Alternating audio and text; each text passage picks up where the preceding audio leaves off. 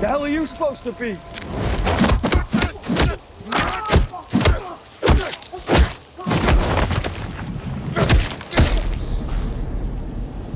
I'm vengeance.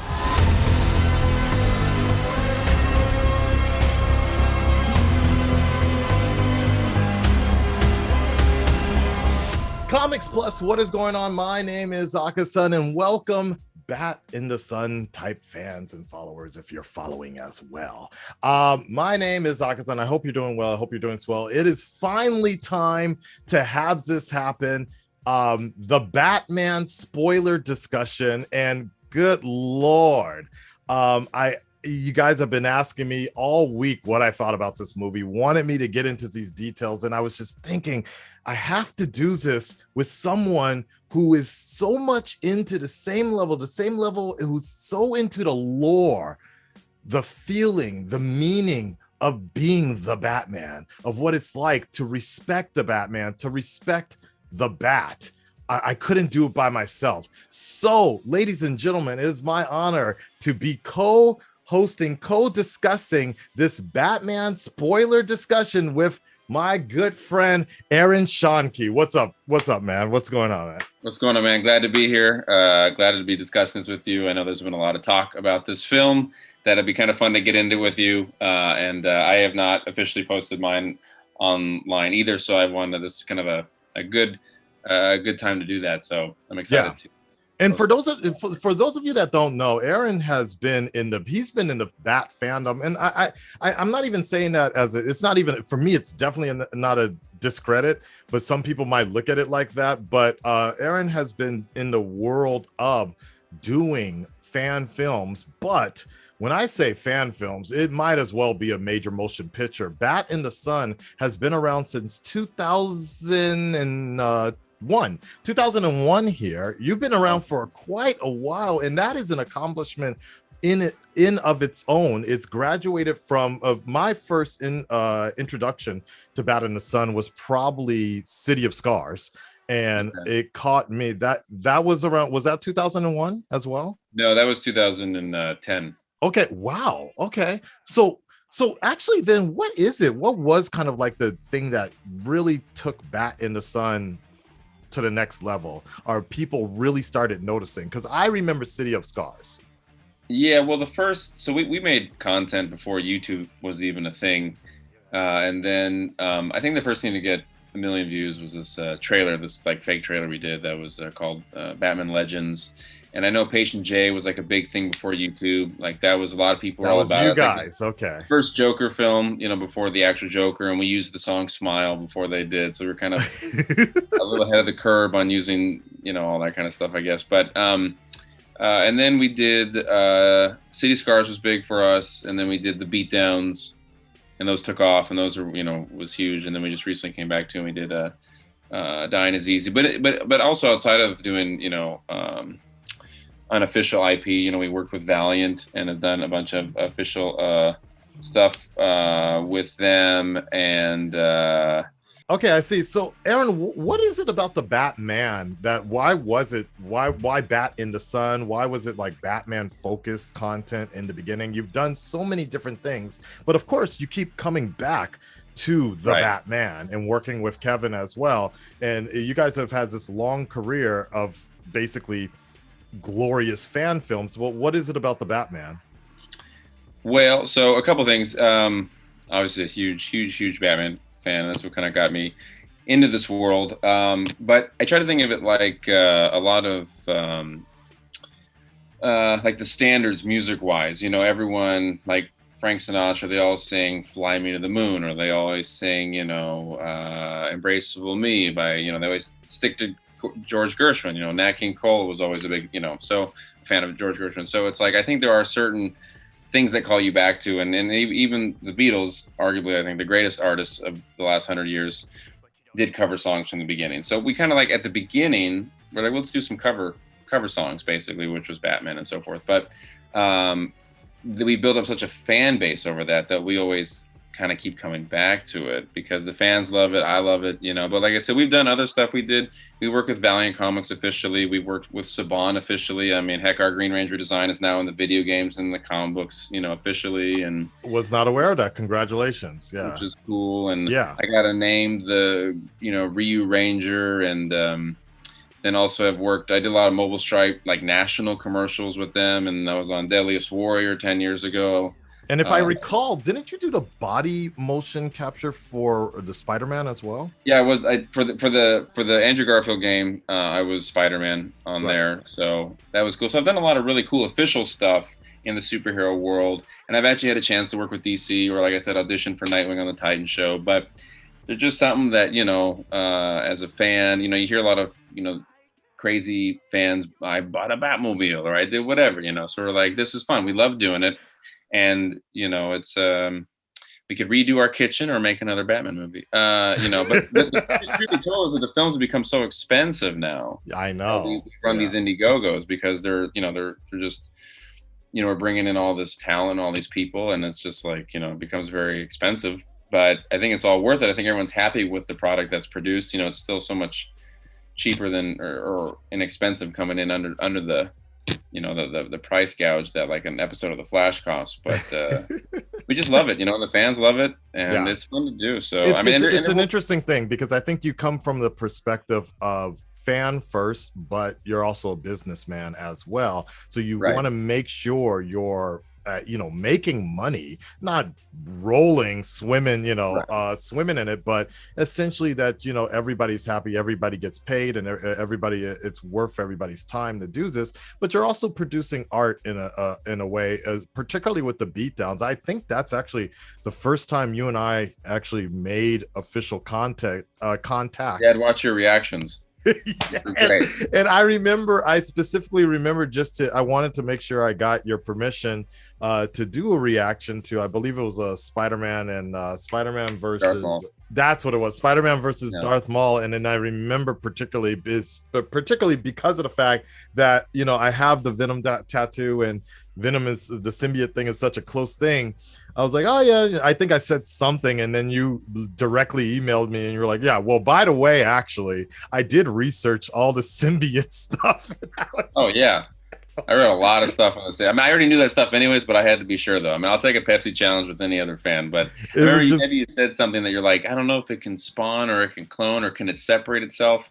Something like that. And it's just so funny that you tried to challenge me on that one, because you're like, well, actually, look, here's the receipts, I did the research, yeah, I know what I'm talking about. And I'm like, okay, no problem. Like I it's just funny to me because I can't imagine like Christopher Nolan or Matt Reeves coming up, but you know, now we have actually found out that Rob he's actually using anonymous accounts sometimes to get in heated debates with the fans. James Gunn does the same thing. It's so funny. So it's funny. Well, they're more than welcome to debate me. Let's do it. Well, let's get into this, actually, the Batman itself. The movie, you saw it, and I personally blame you a little bit because right before I went to go see this movie, I was avoiding all reviews because I just don't trust anybody. I don't trust anybody. And but you know, I trust a few people. Even my closest friends were trying to message me what they thought about the movie. I'm like, I don't want to hear it because I just want to go in as blank as possible. I just happened to be on Facebook, and then I saw your post, and you're like, man, better than any Nolan movie out there. And I'm like, wait, what?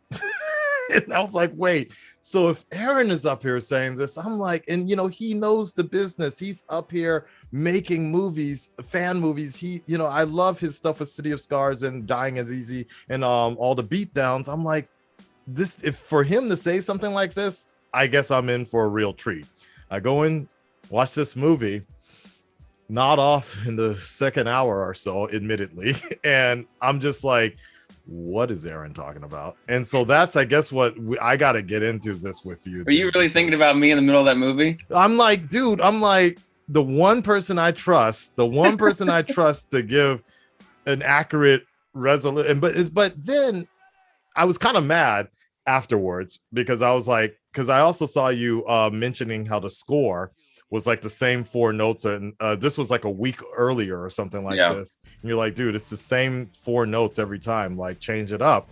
And I know you're doing a little bit of trolling our fire starting online. It's fun sometimes, but it was a very valid point. Now, I saw your review on Facebook later, and the full review, and I was like, okay, this makes a lot more sense. So for you, and it's spoilers, so all cards on the table here.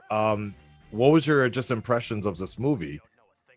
Well, I mean, a big thing that I think that got people up in arms when I originally said it was better than any of Nolan's Batman films. Yo, you were coming for the throne there. I was like, wait, what?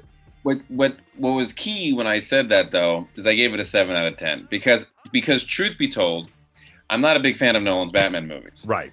So that was weirdly like a very kind of middle of the road comment from me. That's like, it's better, like this is better than any sort of like better than average movie.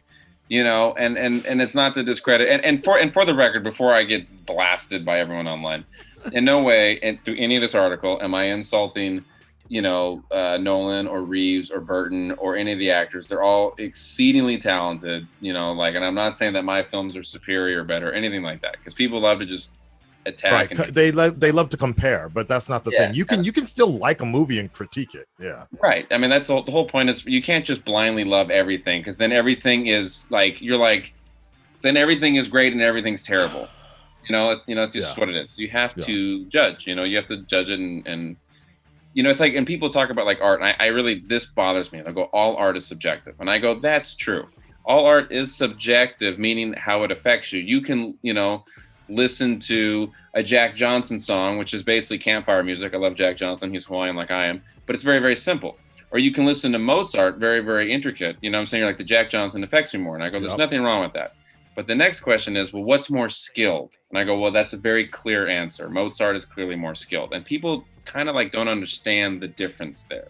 Okay. You can like Justin Bieber more than Paul McCartney, but one is clearly more skilled than the other. So would you say, with that being said, I'm putting you on the spot here, would you say that the Nolan films, like, even though you may not like them, but in terms of an actual movie, would you say the Nolan movies, even Batman Begins, just would you say that is a more skilled movie compared to the Batman? I give them both like a 7 out of 10, roughly 7 out of 10. And I think there are parts of both films that I enjoy. Ultimately, it's tricky. I can go through and say the points that are better about the Nolan films and the points that are better about the Batman films. And see, this is that's the one problem, though, because like I hate that that's the way we're even starting off, is the fact that instead of just talking about the Batman on its own, we're comparing it to one of the greatest movies out there, because that's what everybody was going for. Almost every year when a comic book movie comes out, people were saying it's better than, that's the buzzword right there, better than TDK. And I'm just like, here we go again. And I thought that if anybody could do it, it would be Matt Reeves. I personally did not feel that. I did not come out of the theater excited the same way I did after Batman Begins. I was actually exhausted for many reasons. But I hate that we're even doing a comparison thing. So, I would say I would like to just judge the movie on its own. All right. Let's do that. Let's do that first and foremost. Okay. So point one here is like you were saying in your review, I'm just going to use this for reference because I think it's the easiest here, that you said the look of Gotham. That was great. It was wonderful. It was way better than any of the previous films. I mean, I love the Tim Burton films, and that one could You're comparing again now. I know. But that's you went right into it. Comparing. But I think that it, like I said, it's very claustrophobic. It's rainy. It's dark. It feels dirty. It feels old but new. It feels timeless. Okay. And I love all that. Although the levees, the way they were built, is factually impossible. But like aside from that just no one would build a city with like levees, the water, like just whatever. But it's a plot device to make it so that they have a climax at the end. But we'll get into that later. But as far as the look of Gotham, I would say it's great. Like as far as I don't even know what you would even do better. Maybe blimps from the Paul Dini, good point. But otherwise it looks great. Like I love the Iceberg Lounge and how there was a club in the club, and I love that the club was just crazy. You know, I thought all of it was really good. I would say that's almost perfect. It's the Okay, most well, perfect thing. my argument with this for a movie with a bigger budget than Black Widow, I felt like they could have and they should have gone even further. Like, I was hoping for more Paul Dini, the Bruce Timm inspired work. Right. I was hoping for either go deeper that way because it looked like they were diddling around with it a little bit, even with the technology. I thought was kind of interesting how like what Bruce and the TVs that he was using was kind of this like retrospective type of style, the same way where the Bruce Timm Right. universe was always like black and white television. Yeah. Either go harder with that or go like harder with the Arkham game style design. To me, I felt like they didn't push it hard enough actually, and for it felt way too much like New York. Yes, I know that Gotham is, people were getting on me about this in my non-spoiler review. Yes, I am completely, obviously I'm aware that New York and Gotham has relations, but I didn't like the fact that it looked too much like New York a lot of times. I felt like particularly two shots pulled me out of the movie a lot was Gotham Times Square and Gotham Gotham Square Garden or whatever it was. Yeah, they used a bridge in there from I think Chicago or something, and they used I didn't like the Gotham Square Garden. Also, just it's a lame name. Think of a better name. Yeah. And why are you all gathering in a facility that is literally below ground? Thank you. The water. I was like, that doesn't make any sense. Exactly. Like I get that you were trying, like it was a little. To me, it felt like a lot of this. The Batman felt like a collage of so many different movies, but it was kind of lacking its own identity at times. I will say. I could agree with that. I mean, I'm glad that it did. I mean, it definitely had a lot more of a Gotham feel than like the Nolan films, which were clearly Chicago. You know. That was one of my biggest gripes about the Nolan films. See, I've never been to Chicago and I didn't know much about Chicago. So for me, it never bothered me in my youth about that. With me being, visiting New York and, obviously some of the most iconic landmarks in the world, particularly in America, of course, it just pulled me out the fact that it was just like, okay, I can see that. Do you have a Gotham Statue of Liberty next? Like, come on. Like in Batman Forever? Yeah, there you go. Exactly. So for me, but one of the things that I really felt was my pro of the Batman was the beginning of the story. The first couple minutes with him, just the narration, which I still feel like he like there was influence from City of Scars in the whole, because this is the first time we've ever had Batman like narrate for the most part. And like, I love that thing, but I'm like, the only other person that's actually done it is Aaron's work with City of Scars. And I was like, and that predates it by like over 10 years now. So, but regardless of that, I love the fact that they were building it in a sense of like, similar to the beginning of The Dark Knight. Criminals are scared. They thinking they're seeing Baba Yaga or something. Every time they looked in the shadows, they were pissing themselves. And I love that. That's great. I love that environment that they were building. I personally felt like the moment Batman stepped out of the shadows, he lost his intimidation. He lost his fear situation, and I felt like if they had incorporated a mix of either what Snyder was doing with Batman or with what Nolan was doing with the more vampire aspects of it, creature of the night, I think it would have I feel like less would have been more in this particular case, but Batman was in the spotlight. I felt way too much, just chilling with cops and such. Way too much, and so friendly, because I love the fear at the beginning, but then but then he just showed up and like stood around cops, and the cops were just kind of look at him, taking photos of him, and like kind of like disrespecting him, being like, "You shouldn't be here." And I was like, and then at the end when he's like out in public, and then the fact that he shows up and knocks on like the Penguin's door, and they just like shut the door on him, and I was like, no one's scared of you. Like all that beginning part that was so great, you literally destroy it in like 40 minutes. Exactly. And what's worse is that he just doesn't. He looks like 6 foot, like 170 pounds. Like you're not soaking like this like scary person. You're like, you're a dude. No one's scared of you. Yeah. Like that fear wouldn't last. Like I love the fear that Batman is the boogeyman, but like they didn't keep that at all. It was so weird because I totally thought they were gonna go with that Arkham vibe. I am the reason why criminals breathe easier when the sun comes up, like that. Right. And I was just like, what happened, dude? You like completely dropped the ball on this one. It was so weird. But I felt like Iceberg Lounge could have used some ice sculptures, actually. At least There's no ice in it. Yeah, there was like no ice in the Iceberg Lounge, but oh well, or like a meat locker or something like that. But yeah. Moving on to the next point, because we're kind of talking about this already, the actors and such.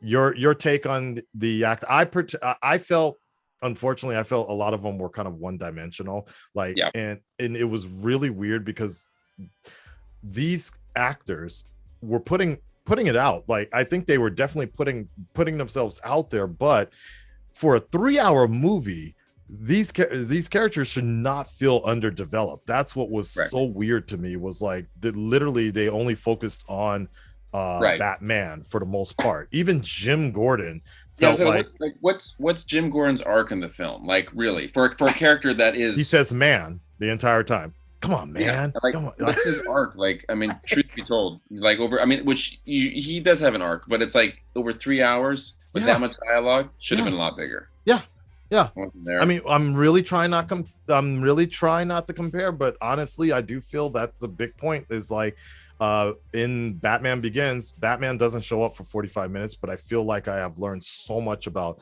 the world around Bruce, Gotham, Maggie, or not Maggie, Rachel, everybody, Alfred, Lucius Fox. There's so much going on, but like in this movie, I'm just like, dude, like, it's just the story of the Undertaker, basically. It is, yeah. I mean, I think who had the strongest arc in the whole thing was Catwoman.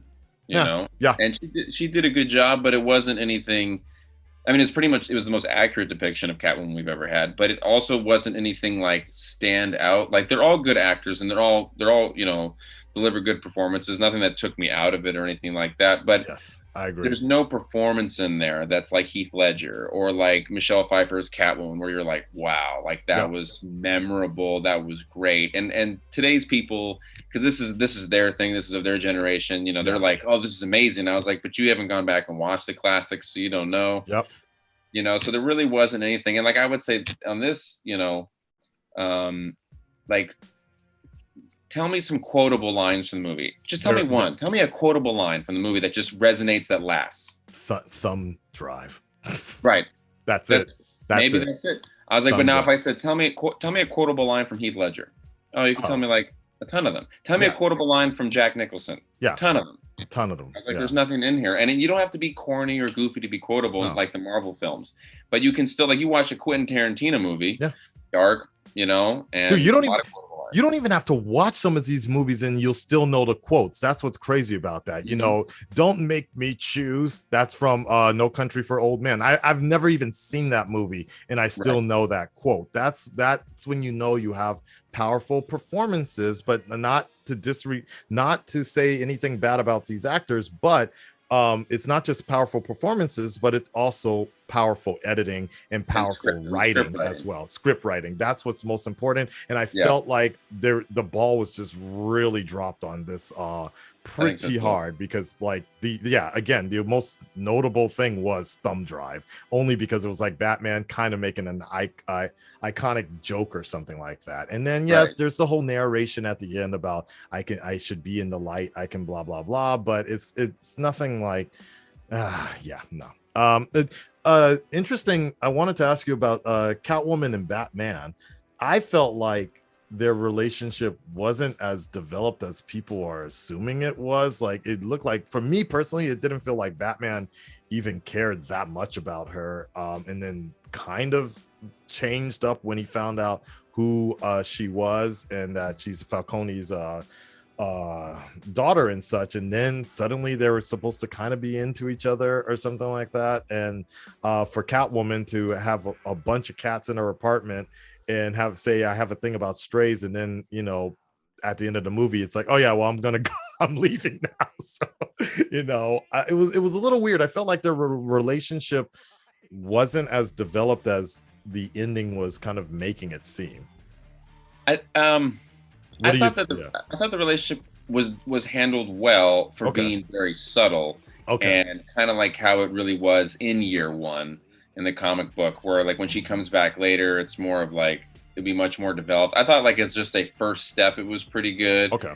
And I thought I thought they depicted their kind of crazy, eccentric lusting for each other pretty well. I didn't feel that it was super forced to really being like, this is a thing. And the moment when he was like, look at me, and then he was like the contacts and stuff like that, I thought those were like nice little moments. Or when he held her with like hand over, I thought that was pretty well done for being very subtle. It wasn't a full on romance or anything like that. And I kind of liked, and I think when you're dealing with crazy eccentric people like that, their ability to fall for each other and fall out of each other is, I think, more acceptable, because us normal people wouldn't see that as much. Right. It's just, that's the one part that was just kind of weird, that even Catwoman came back at the Gotham Square Garden, was kind of fighting. That was weird. Right. That was kind of weird. Yes. Right? That was the whole ending act. Yeah. I thought was terrible. But and it's like, okay, I'm leaving. Why don't you come with me? Like, do you know who I am? I'm the Batman. Right. Like, it's like, what? It's like asking Superman to leave Metropolis. Like, come on now. Yeah. Colin Farrell. I think Colin Farrell was actually amazing. I thought he stood out really well. He was good. It was good. Every scene he was in, I think he stole the show. Stole the scene right there. The one I wanted to ask you about was, is his name Paul Dino? Paul Dino as the Riddler. Yeah, I was not sold on him. I wasn't either. I actually found it like, I don't. Again, I bring up No Country for Old Men. Like, we have Cicero. We have seen things with psychopaths. And Seven. We have seen psychopaths portrayed correctly, where they are still scary. Kevin Spacey did a great job as a psychopath, but I found him laughable, honestly, most of the time. He was boring. He wore a mask most of the time, so he wasn't scary. He had a modulated voice. Yep. He was a Twitch streamer. Yeah, and which wasn't really the Riddler. They made him more like the character from Saw. Yeah. With the mask and stuff, which is kind of original. And then he just really, and the story that was weaved around him. Like, I'm really big into murder mysteries and thrillers, and like Columbo was one of my favorite TV shows of all time. And I felt people were like, finally a detective Batman story. And I was like, that's true. But as far as detective Batman stories go, this one was real kind of lame and boring. Like, if you watch Seven's a great movie. It's a great story. If you took Batman and all those, it's the two cops. Like, if this story was on True Detective, you would have been like, that was the worst season ever. Exactly. I just feel like that maybe fans have just been so hungry for a Batman detective story that they're like, they'll chomp at anything they can get. But Riddler to me was real boring, and he just wasn't interesting, and like to captivate you. And then they kind of played it like, who is it? And I was like, we know who it is. And then his riddles were, I thought they were okay for this generation. Like you're saying about True Detective, right? But not everybody can come in and watch a True Detective movie, so to speak. Right. And it's like, it can't be that, like, I personally would have liked Batman to actually show, like, like you said, for people are asking for, they want a true detective story of Batman. Well, I personally felt we didn't really see a Detective Comics type Batman, because what's missing is the signature thought process of Batman actually thinking things through, mixing compounds and chemicals and telling us the science. Obviously, that's going to be harder to portray in live action, but Alfred was right there. Literally, he could be talking. If Batman in the animated series could do it, if we could realize how smart Batman was in the animated series, they could have done it in a live action. Alfred was right there, that he could be giving that exposition verbally. So I felt a lot of that was missing, where Batman was just answering the riddles, and it's just like, nobody even stops to think, how did you know that? Oh man, you're so smart. He was just like, it's justice. Say justice. I'm like, what? Why do you know this, dude? Like, did you just Google that real quick? Like, I agree. I think the film weirdly made Batman look kind of dumb, actually. Because and fans would be like, well, it's his second year. He's not smart. I'm like, first of all, he's 30 and he's been training for 20 years. He would be brilliant at this point. He would be so brilliant.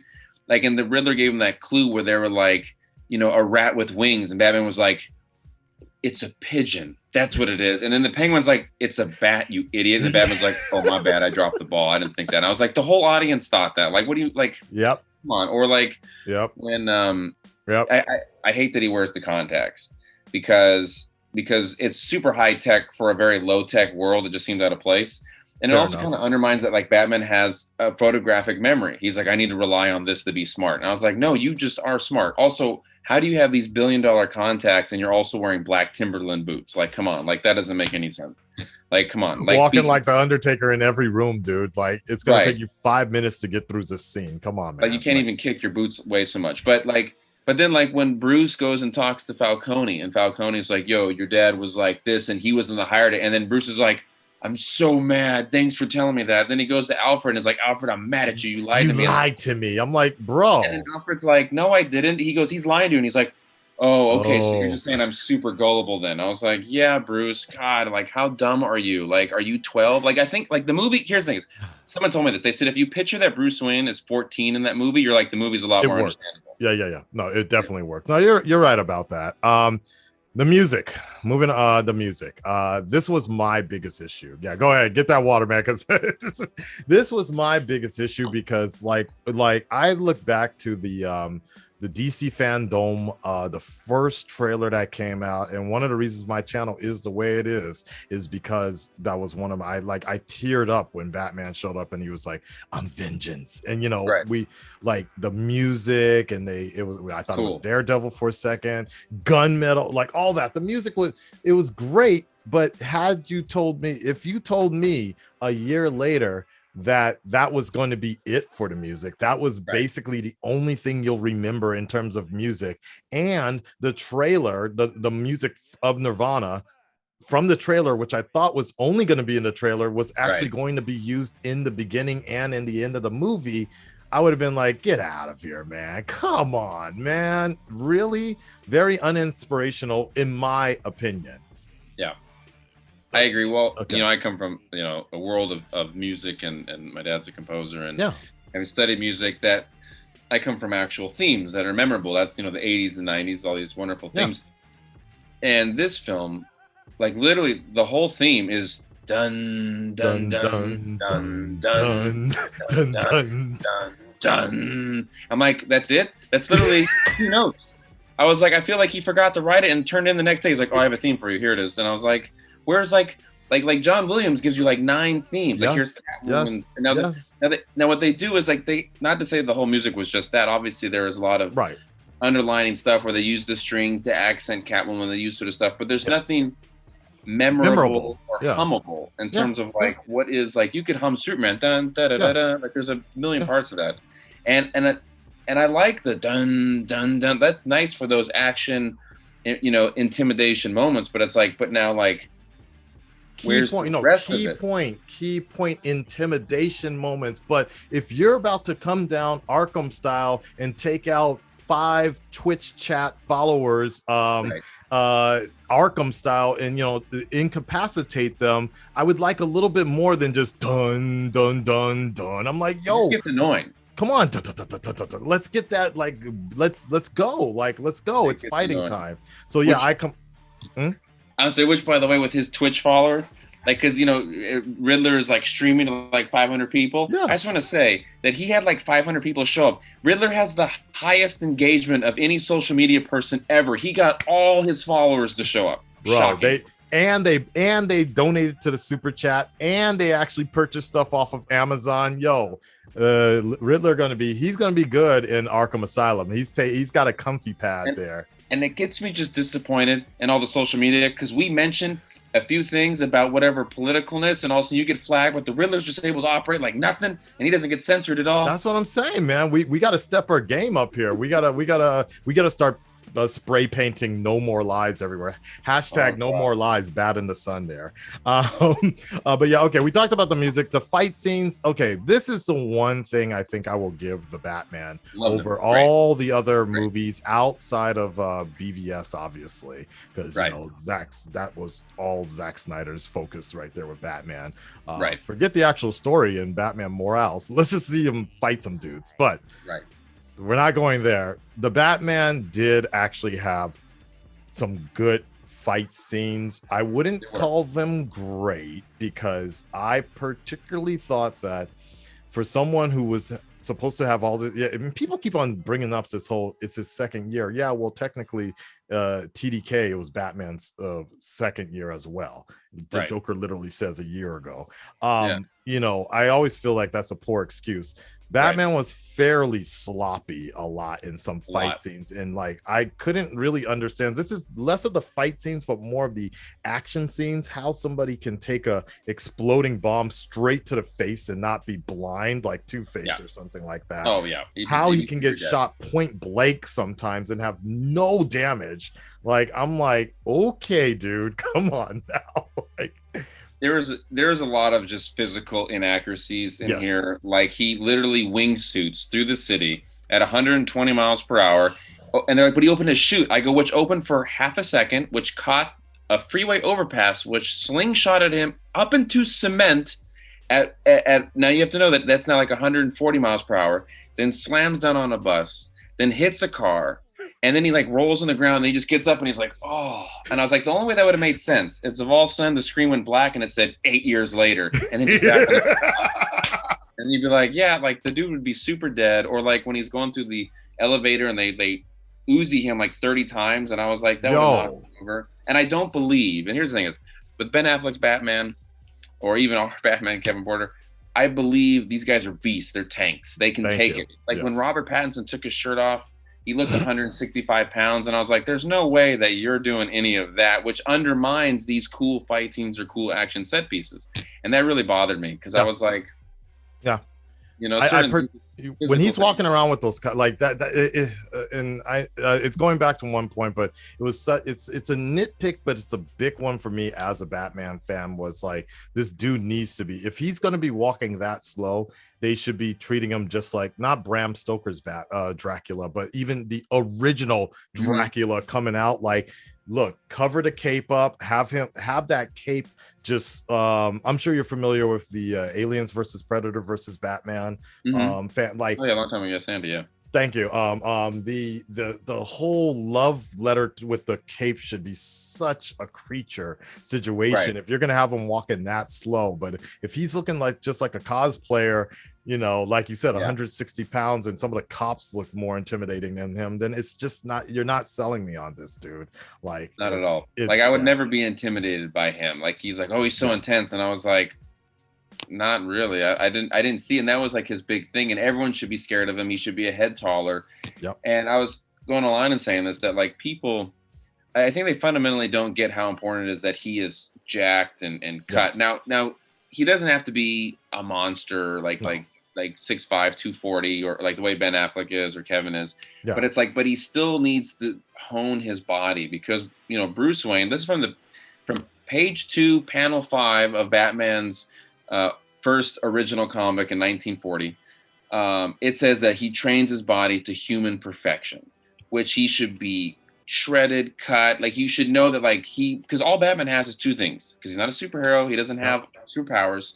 You know, he has his mind and his body. He trained, and not to mention, he trained. Body is very, but he also trained his mind as well. Like, it's his temple. And I was like, Batman is going to think of everything and make sure everything is perfect. Like, when he takes his shirt off, you should be like, wow, like you are because he's supposed. They say it. He is the peak of human perfection. Yes. And you can be that at my height, but still like be just cut, shredded, and look like, wow, you care about your body. He took his shirt off, and I was like, oh, you played sports in high school.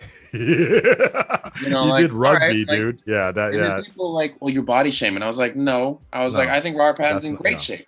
But I was like, but to play a character that is literally labeled as human perfection. And that was a big issue I had even during the pandemic situation. You know, that one quote went out where he was like saying how he's not really going to work out. And, you know, he might have been trolling, but to me, it was kind of obvious you didn't actually like I feel like in this day and age where the standard is so high, the gold standard on both Marvel and DC, you have people taking that Marvel diet, and you Ben Affleck, you know, Christian Bale, all of them going out there and becoming beast to a fit physique. Even a dude from the Eternals, the one guy, like like this dude works out, and I'm like, he didn't even need to. That's what was crazy about it. But he got in shape for the role, and I'm just like, look, man, if you're gonna be the Batman, you gotta convince me that you're gonna be the Batman here. So and for someone that's so method with it, because he's a brilliant actor, there's no doubt that he's a brilliant actor, but it's just like, I want to feel the role, I'm going to read all the comics. And I was like when I slimmed down for a role, when I did Joker and I got down to 145, and then I rarely have like a carrying weight of like 175, or I'll bulk up and getting bigger, you can just feel when you have all this, you can like, I feel more of a beast, I feel more, and it even like promotes like even more of a testosterone release and all these sort of like these actors that want to be like, I want to go method and stuff. I was like, work out, like feel what it's like to be. You're right. Yeah, like why would you not want to do that? Like I'm just like because a lot of people, I guess a lot of them just feel like I guess in his defense, he's like, look, I'm gonna have a bodysuit on the entire time. Then don't show him with his shirt off. Then I agree with you. Just don't do that. Like if you want him to wear like a muscle suit all the time and just he wears clothes, okay. But don't take his shirt off and then CGI like muscles on him. But then like when he's walking around, you can be like, where'd all those muscles go? They were just there, now they're gone. I agree. The intimidation factor was clearly lacking on this. Lie to me better. I want you to lie to me. I want to believe the lie. Lie to me better. On a side note, what's the biggest that you've gotten for? Was it Nightwing? Or because I think for Nightwing you got like super shredded on that one, right? Yeah, I get it about 180, and body fat's around like 7%, 8%, which is pretty lean. You know, I mean, so and then, but my normal carrying weight's like 170, but then for Joker I got down to 145. Oh wow. I noticed. Yeah, it was done really well. Yeah. Okay, so then wrapping up here with I guess the story in general, because I personally like the big spoiler, I guess, because this is a spoiler discussion, where they show the Arkham patient, and allegedly, I guess that was Joker, and it's the guy from the Eternals and everything. Like I personally, I felt exhausted. Actually, I don't know if it was just the runtime of the movie.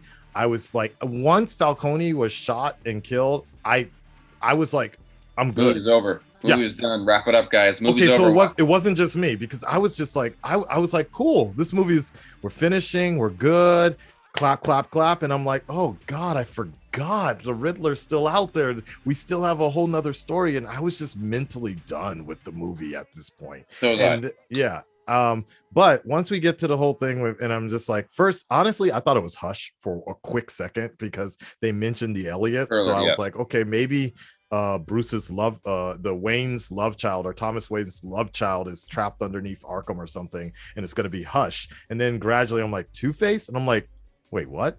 Wait, oh God, that's supposed to be the Joker? Like, and I'm not saying that it was a bad Joker, but I'm just saying that I was just mentally exhausted, because I personally, while watching this movie the first time, felt like I was watching a weird remake of Batman Begins. So to just have this little plug of Joker at the end, well, it reminded me of the better movie, for me, the better movie of the Joker card, where I was super excited. This one, I'm just like, another Joker, and I feel terrible that I even feel like that. Like I'm just mentally exhausted of like remakes and remakes of remakes, and you know, I hate that I feel that way as a Batman fan, that I'm actually exhausted to see another Joker, and I'm just like, I don't know. Especially one that was so underwhelming. I mean, they wanted to go for that kind of more like kid-like laugh, you know, where he's like,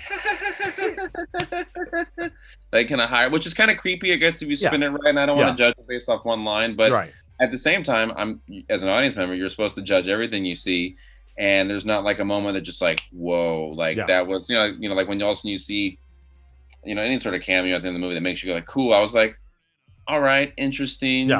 You know, like it didn't wow me like I thought it should. And then, like you said, at the end of the film, like the whole fourth act, as I call it, because like the levees breaking, which you would never have a city set up like to be that in danger. They would have those levees protected. You can just blow them up. Also, it's weird that the like literally like freeway, giant 20-foot concrete, and I was like, not just on like one part, like the whole city is surrounded by water. Like like New Orleans or something like that, but like a New Orleans island. It's like, what? And it wouldn't be. New Orleans was like really, sadly, the poverty sector of New Orleans was there. They didn't feel like the giant city where the whole city is risk of being, you know. So it's like Gotham would never allow that. And also, I don't like stories for Batman, which I like being more personal, and like just like 3 people are in danger. I don't need the whole city. Like when all of a sudden it's like, oh, the whole city's in peril. I was like, oh, okay.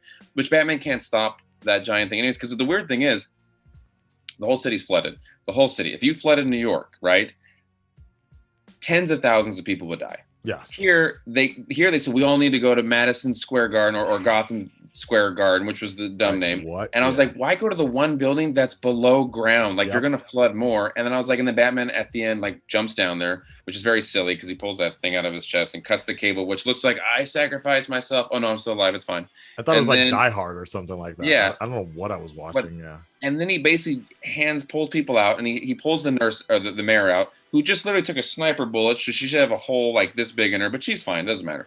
And then like just walks him out of there. I was like, everyone could have walked out of the water. Like you're not really like, I know it's symbolism. Yeah. But I was like, okay, Batman, you saved 14 people. That's cool. I was like, just FYI, like 30,000 people died probably. FYI. Yeah. And then he's up on the roof in the daylight, and people are taking video of him. And I was like, well, no one's scared of you now. Like you look like a person. Like some people argue that was a good thing because it was showing that Batman was supposed to be, he needed to change his tactics, but I'm just like, but he really doesn't actually. He just needed to be scary. That's his weapon. His weapon is intimidation. Yeah. You just lost that. Yeah, totally. And so I agree with that. But I know we're gonna hear like difference of. We're gonna get a lot of hate. Oh, but so that being said, let's talk about like just what we did like from this movie, because I guess the question I have to you, because I know people have been hearing us kind of nitpick and complain about certain things, but would you want to see more of this Batman or more of this story? Would you want a sequel? No. Oh wow. No, if the option is I can get a different Batman, a more accurate Batman. Like if you said let's say, Aaron, we can give you a sequel to this film, or we can give you the film that Ben Affleck was working on. I go with the Ben Affleck film. You know what I'm saying? There's always better. Since this is not perfect to me, I think we can do better. Right. Okay. I think I feel Matt Reeves, the steps are there. It's there, but this is in no way a masterpiece like people are trying to quote it to be.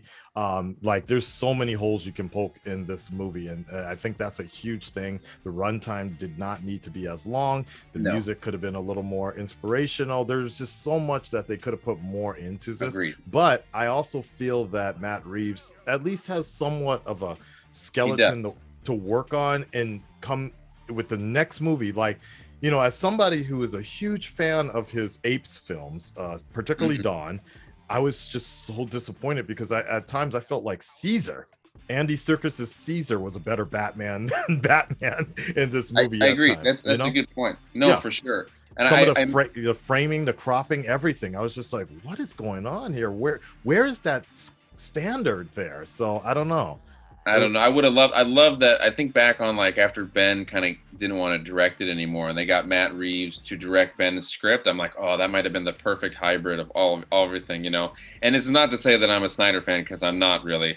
Every time I watch Batman vs Superman, I just mute the TV and I just pretend it all makes sense and that it's well written. So I'm not like, trust me, I hate everything equally. Like I don't like, people are like, Aaron, you're a hater. I was like, but I hate everything equally. It's okay then. I have no prejudice towards any select area. And it's all great. People get mad like, you hate it. I was like, it's all great. It's all wonderful. Like you should enjoy all of it. The reason why we have these conversations, because the real drama of politics that are going on in the world are not fun to debate about. So it's fun to kind of get fake mad. It's good about escapism. Yeah, you're right. Yeah, it's all fake mad. No one's really like, I feel bad people are walking around like, it ruined my life. And I was like, it's a Batman movie. Chill out. So it's like, fine. But as far as one last note, did the Penguin's cars not have airbags on them? He had no airbags on that car. Because it was repoed. It's repoed. That's why. Yeah. Okay. That's fair. But I got news for you. He should be dead 8 ways from Sunday. He gets out of the car and he's fine. He's playing pool with what's his face in the very next scene. I was like, all right. Look, all I'm saying, like of all things, that's the last thing of like I was trying to make sense. There's so many other things that like I was just like, okay, whatever. I guess I was like, and I just feel bad because for me, I was just ready for this movie to end. Over. I was just like, I was hoping you could I know. I'm convince sorry. me. I'm sorry. And I enjoyed, like you said, I think a lot of people said, like, when the movie first started, he Yes, was it was great. narrating, fear was Yes, a factor. I yes. was like, oh, we're Let's here. go. We're Let's here. go. And I felt like as Yes. the movie kept going, I was like, oh no. Oh no, Yeah. just end the movie now. End the Yep. movie now. And I Let's just kept go. going. And then Let's I was like, go home. Let's and I wrap it just up. like, Yeah. and I was just like, it was just like the stock market. I was like, just pull out now. Just pull out now. Pull it out. Pull Sell, out now. sell. Yeah. Sell. And then it was like, by the time 3 hours, I was like, how much money did we lose? I was like, we Yeah. lost half our investment. I was like, ah, Yeah. damn it. Yeah. You know? It's sad, but yeah, I wanted more. I wanted to love it. I liked it, borderline bored, but I wanted to love it. But I also feel like I'm still a fan of Matt Reeves, and I feel like given more, I don't know if it's creative control he needs or just given more something, he can create an actual masterpiece. Oh, he can. He's very talented. I would love to aspire to be as good as him someday. He's very. I'd love to see Mr. Freeze. Like, okay, so we're talking about the levees breaking. Yeah, it didn't make sense, but look, Victor Freeze is trying to save his wife.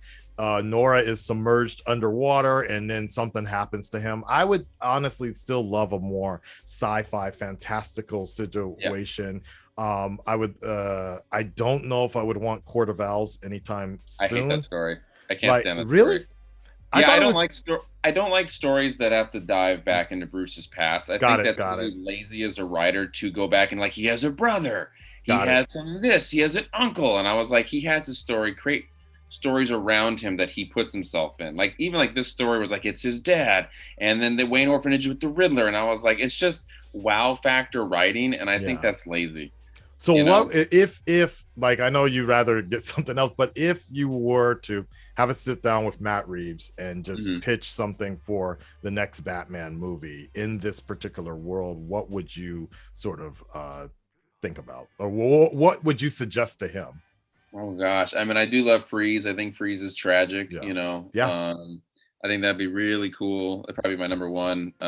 That's something that we've talked about for a while on for what we do.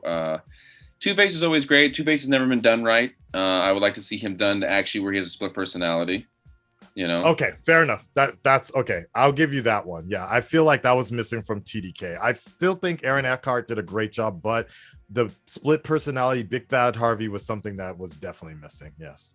Yeah, so I think that this universe would handle that pretty well.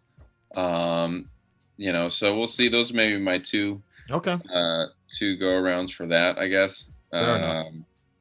But all the fans, they love it. They think it's a masterpiece, and I think it's just a lot of times when I get in these talks with people, and I love to poke the bear and spur debates and stuff like that.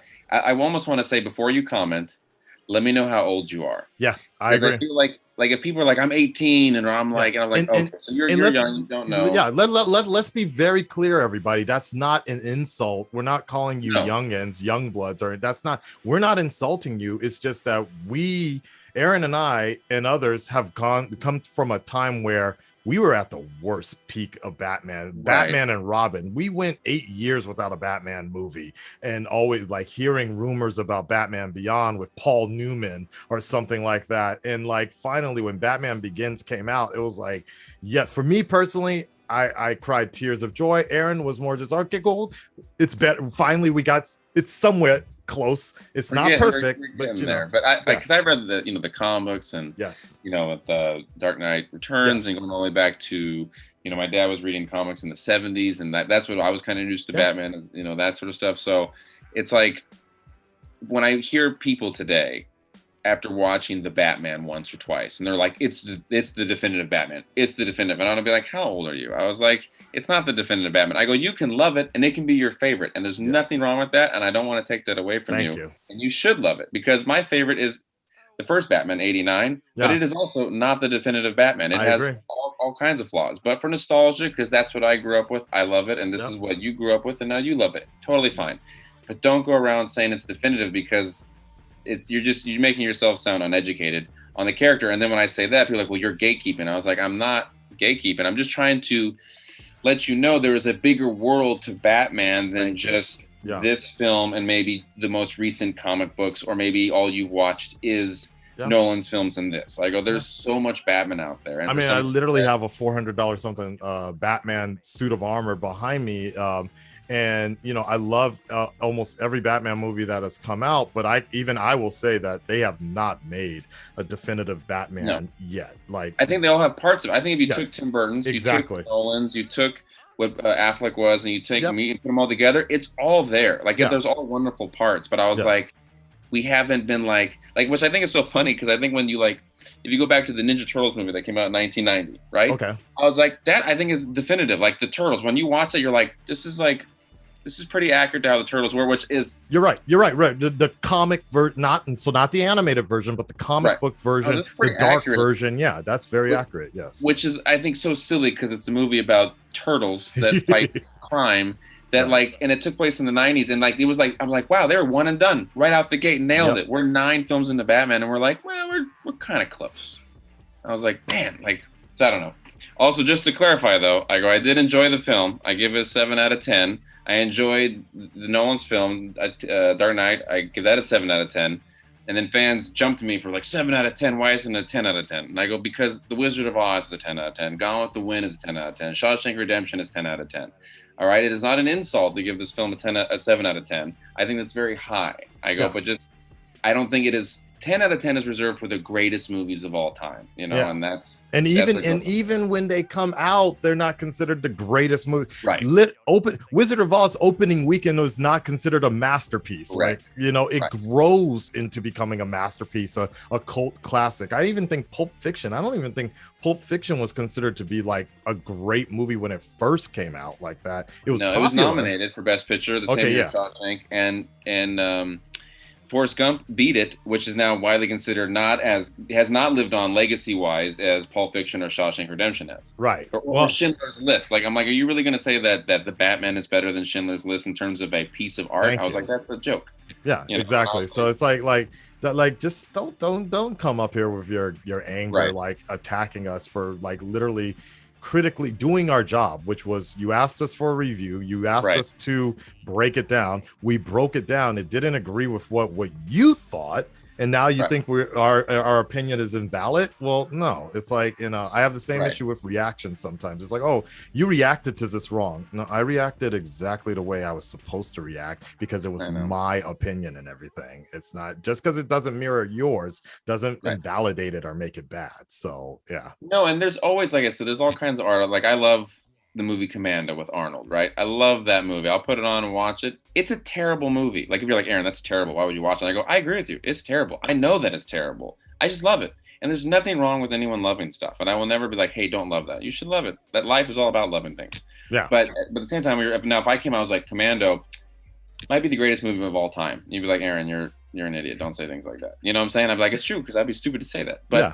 I love the Suicide Squad. I love both of them. I like the first one, and I like the second one, and I would love to see the Ayer cut. But I also realize that it's not a great movie. But it's entertainable, it's enjoyable for me. But I would never put it up there on the same level as masterpieces, so to speak. Right. I was like, masterpiece is not a word. It's like the word genius. We throw that around all the time, and I was like, genius was reserved for people like Shakespeare and Mozart, these people that are way up there. Yeah,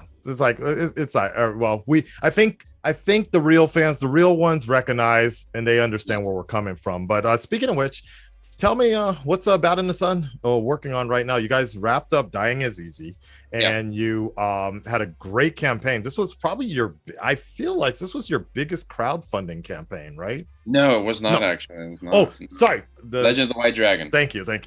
Yeah, we raised over $500,000 there. Oh my which was God. cool. And that's an original IP, all original. And that's the film we're working on right now. So we're working on Legend of White Dragon, starring Jason David Frank. Yeah. And then we've had a private investor. David Ramsey, right? As well. You got David him. Ramsey, Mark Dacascos, Michael Madsen. Oh my God. I'm in it, which is pretty cool. And Kevin Porter, our Batman's in it. And Serena Vincent and Ciara Hanna, all kinds of great cast that we have in it, which is very cool. But we had a private investor come on because he loved what he saw. So the film is quadrupled in its size. So real blessed to Is that going to be a YouTube premiere, or is it going? No, that's going theatrical. That's getting theatrical, and they're going to streaming. Yeah, it's that's legit, so cool, legit across the board. So we're real excited for that, and that's why, like I said, you work your way up. We originally started doing little Batman videos on YouTube, and they've blown up, and I've gotten a big time agent, which has got me landing me other jobs, which then now is doing this. And it's like, it's just, you start working, you're doing little things that eventually turn to big seeds, like a redwood tree at some point was a little seed. You just got to nourish it and work on it. And what's great about that is that you've never abandoned the bat. No, I love it. And it's something fun. If I was Elon Musk, I probably would have made $100 million Batman movie by now. Do you have some more? Do you have some more ideas or any new ones coming up? Yeah, so that's another thing that we're working on. We want to, because we originally, when we did Dying is Easy, that was it. We were done. We weren't going to do more Batman project. Oh, that was really? Yeah, that was pretty much it, because we have White Dragon and all this sort of stuff. But and I didn't really know how well that film was going to do because it's so dialogue driven. And I thought, oh, fans love action. They're not going to want to stick around for just dialogue. It's like and it's a real gamble. I put a lot, there's a lot of acting in it, and in terms of just like, are the fans going to get into it? Me playing the Joker, are people going to hate me? Or people going to think that I just don't live up to the amazing legacy that Nicholson and Ledger have put up there? But I was like, if I can get half of that would be great. But no, I think you definitely did. I saw the BTS of you trying different types of Joker voices and everything. And ironically, on a side note, I was thinking about you when Prime asked me to do like a Joker voice in a presentation, and I was just like, I was flexing through different Joker voices, and I was thinking about, I'm like, oh, so that's what it feels like. So tell them I'll do it for them for free. I'll do it. I love it. I'll do it. Put me on there. We got to fly you out here, dude. It'd be perfect, dude. Perfect. Or I can film it here.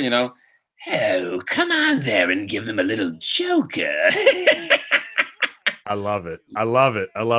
And so I know that you were pitching some ideas recently, or you're just kind of asking. Oh yeah, posting a lot online. Well, yeah, because fans wanted us to do another one, and I was like, so we didn't think we didn't know how well it would do. I wanted to do something that was. I love detective.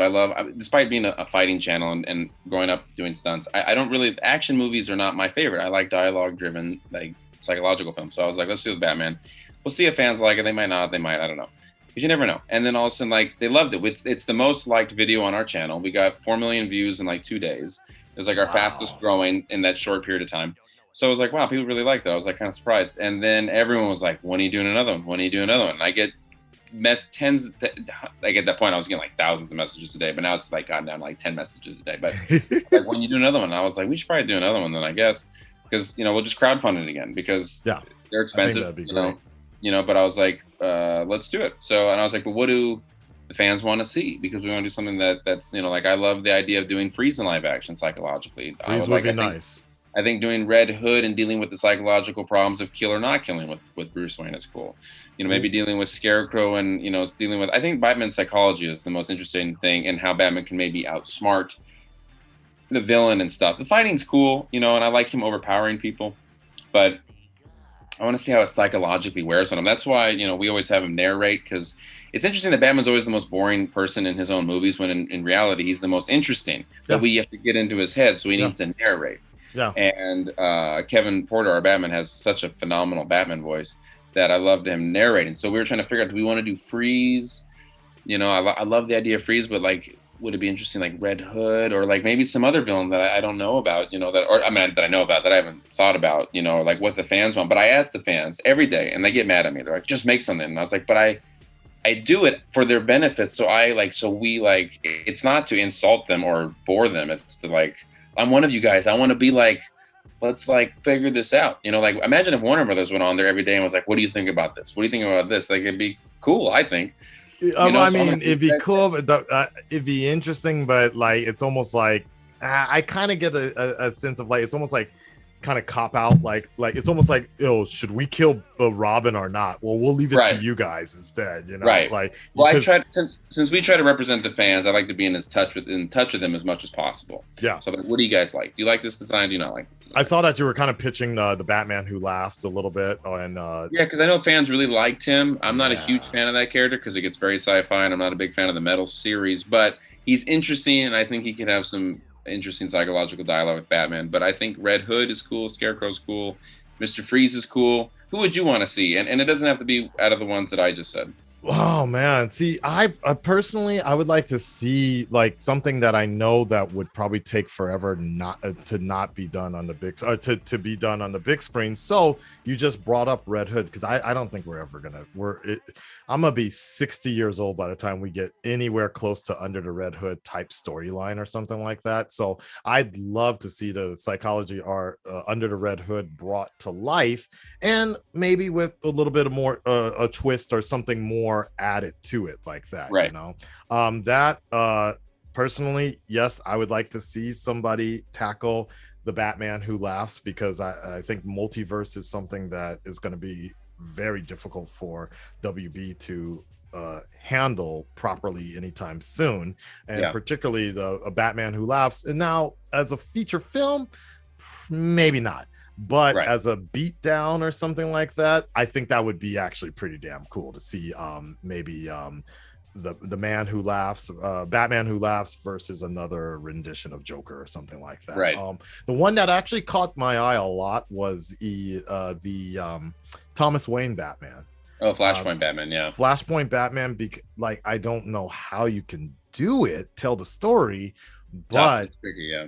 that's it because it's so much to it. But just the fact that Kevin Porter has the build that is underutilized, what I mean on the bigger screen type of thing, we don't get to see the big bulky Batman that still can fight and can, like you said, he can narrate the hell out of something. I love his line with the Darth Vader versus Batman thing, where he's just like, that's no moon, and I'm just like, yo, that's exactly what Batman would say, dude. Like, yeah, you know, that was just such a good shot that way. And then the fact that, you know, outsmarting Vader, I mean, I was mad that he didn't win this one, but in the released version, right.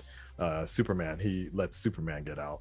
So I would love to see something like that being taken on. I don't know, like, but I'm with you on the same sort of thing of like a lot of rather psychological or a detective driven story. Yeah, it's psychological. Like, I think more of a morale sort of, right? Like, because Batman is just a man, so when his morals are kind of being pushed, I think that's what makes him so interesting in that particular situation, instead of just having like, that's what we did on Dynasty. Yeah, exactly. And I think that I think that was done really well in a sense. I'm like, yo, I think Batman might just choke this dude out, and then literally if he killed the Joker, if he hung him, I honestly would have believed it. I would have been like, okay, I kind of see why he cracked. You know, obviously he'd stop being Batman after that for me, and he would have to retire. But it'd be interesting to see. Like, I would like to see that explored. So, and I guess that's what makes the Batman Who Laughs also kind of interesting for some people, because that's Batman's morals being corrupted. So if you look at it that way, that makes him a little unique in a way.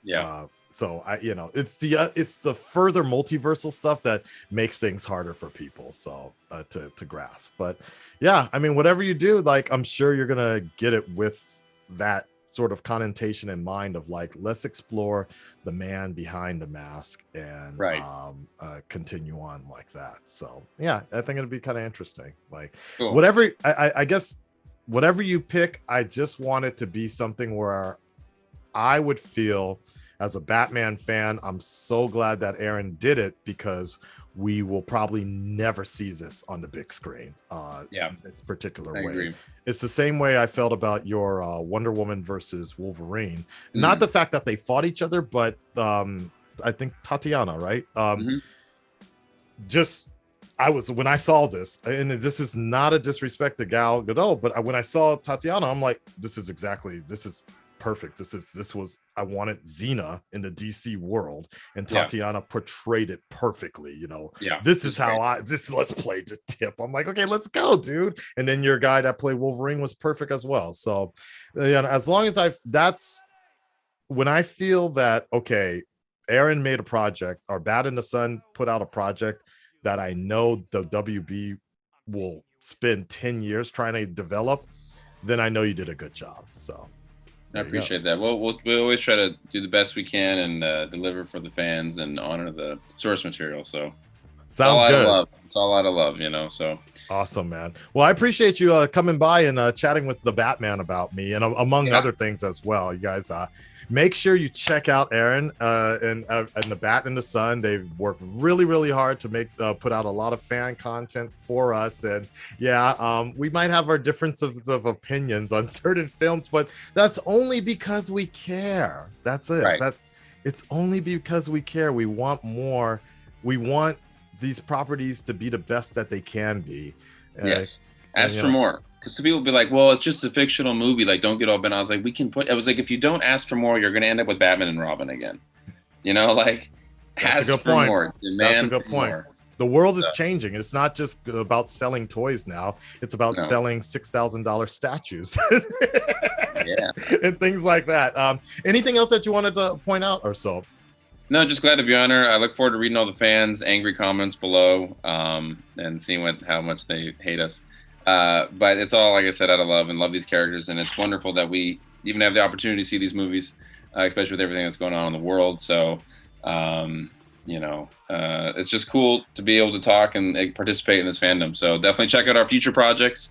And I hope you guys enjoyed this. Absolutely. I appreciate it. Guys, thank you so much. Thank you for hanging out with us and hanging out with me. I finally got to get a lot of things off my chest about the Batman. And obviously, it's good to have somebody else who has a mutual associate within this industry of not just being a fan, but also content creation, because we're coming from a different area. I think a different perspective of, we are fans, but we're also somewhat in the industry and we know how some of these things work. So again, we're just asking for things to be better. The Batman, I wanted to love it. I just liked it a bit, and I'm looking forward, like I said in the non-spoiler review, it's another addition to the world of the Bat mythos. I think Aaron said it best, is the fact that every director seems to be having their take on the Batman, but nobody is actually getting the complete package ready for whatever reason. And that might just because they want to try something new, or it might just be because Batman is such an intricate character and so interesting and such a variety of over 80 something years that it is easier just to have one piece of that puzzle. But I look forward to seeing what Matt Reeves is going to do in the future. And until then, I shall always and will always be a Batman fan. Take care of yourselves, guys. Thank you so much again, Aaron, for hanging out with us. And we'll talk to you on the next one. Peace. Cool.